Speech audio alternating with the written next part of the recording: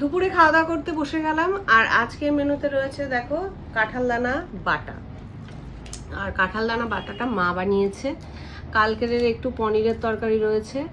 আর আজকে হয়েছে ভোলা মাছের এরকম একটা গা মাখা টাইপের রসা বা ঝোল বলতে পারো, যাই হোক আলু দিয়ে।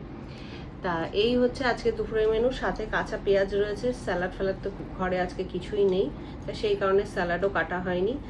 তবে কাঁঠাল দানা বাটা হলে আর কিছু লাগে না, এই দিয়েই ভাত খাওয়া হয়ে যায়, পুরো ভাত। আর কারা কারা এরকম কাঁঠাল দানা বাটা করো এবং খাও আমাকে কমেন্ট করে জানিও, আমারও জানলে ভালো লাগবে।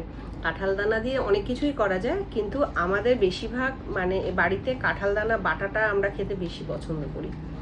তা সবজিতেও ভালো লাগে, তাই না মা?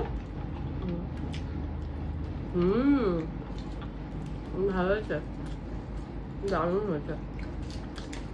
তুমি বসে পারো। আর সাথে একটু কাঁচা পেঁয়াজ নেওয়া হয়েছে। কাঁঠাল দানার সাথে যদি কামড়ে কামড়ে একটু মানে কাঁচা পেঁয়াজ খাওয়া যায়, হেভি লাগে। আমি কুচিয়ে দিই কুচানোটাও ভালো লাগে। পেস্টের মধ্যে তো দেওয়া হয়েছেই, মানে মাখার মধ্যে।